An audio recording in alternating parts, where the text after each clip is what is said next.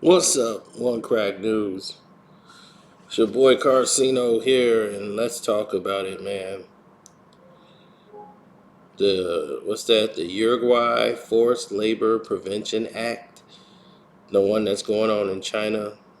Biden just signed the the Shanghai or whatever Xinjiang as part of the China labor. They just decided that they're going to put an end to forced labor in China and to use every tool at their disposal to ensure safety chains and free form of use of forced labor in all parts of China, which means in translation that the Chinese government or any businesses that's conducting business with the United States of America,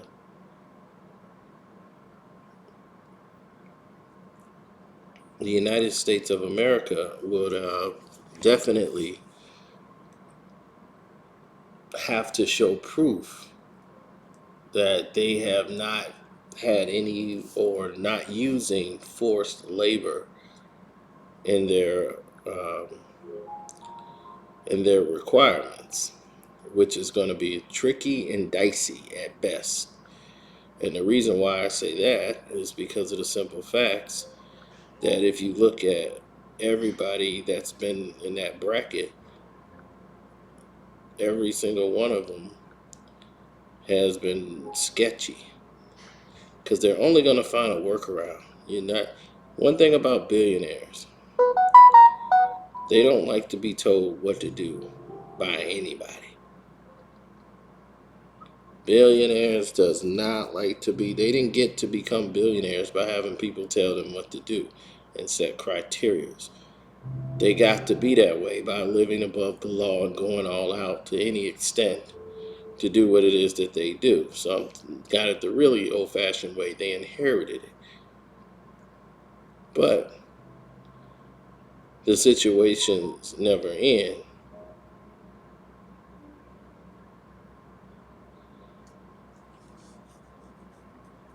So now the U.S. and China would have to prove in that region that they have to the United States that it wasn't made by slave labor. So this would stop the abuse. That's what people believe. But they will find a workaround. Now, they think this bill will punish China's economy because on paper it will.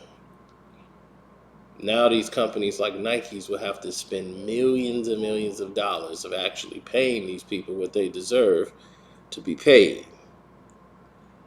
But it's amazing to me that they can all seem to come together to do this act for China.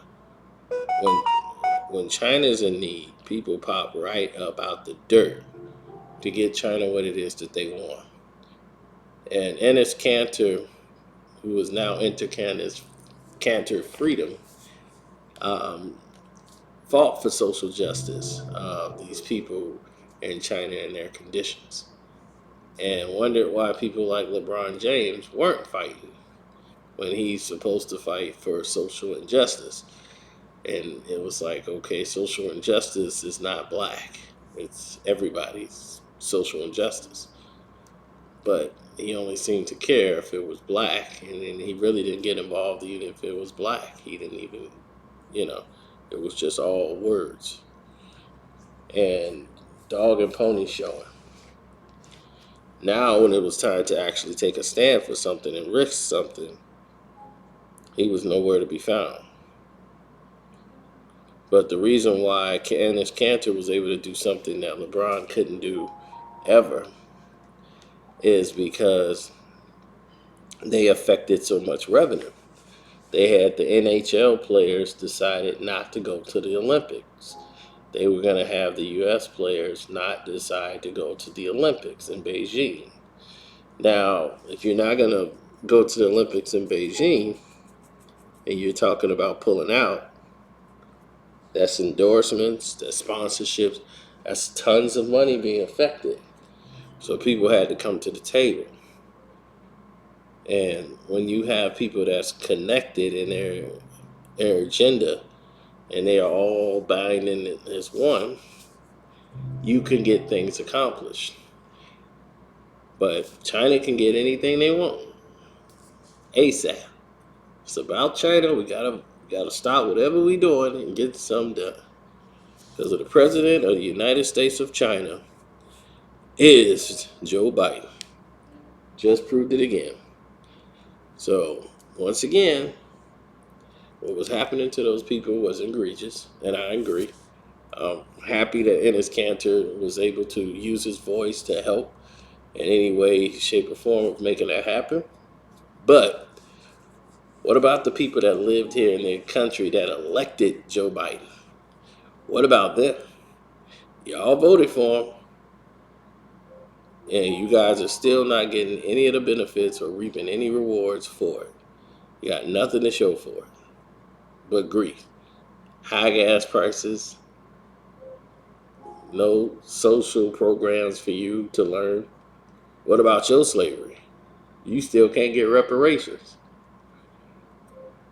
You know, 500 years and counting.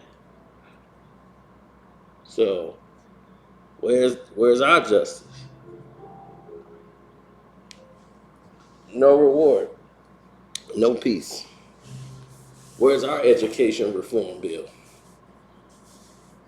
Where's the millions of dollars going for us? Who's getting it? Where's it going? Where's our outreach programs? Where's our stimulus for education packages? Healthcare. Hmm? We can't even get recreation.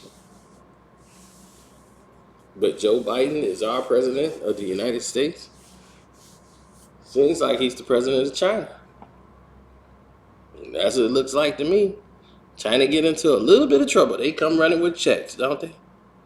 Come running right over with a bag. Now ask your government why they not doing something for you. And you elected them. You put them in the seat. You put that congressman in the seat. You put that alderman in the seat. Your wards. All these people in your wards that's doing nothing.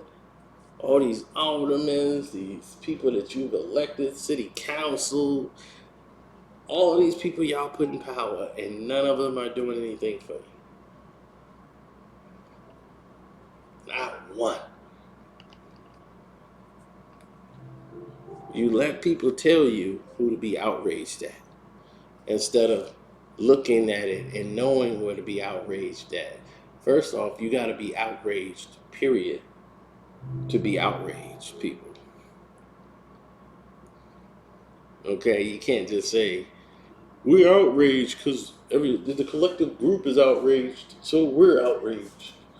No, you're not collectively in the group. You're not collectively in the group.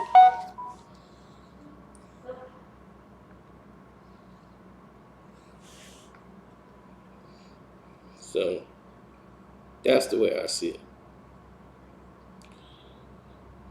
All right, I'm out. Tell me what you think. Subscribe. I'm rolling.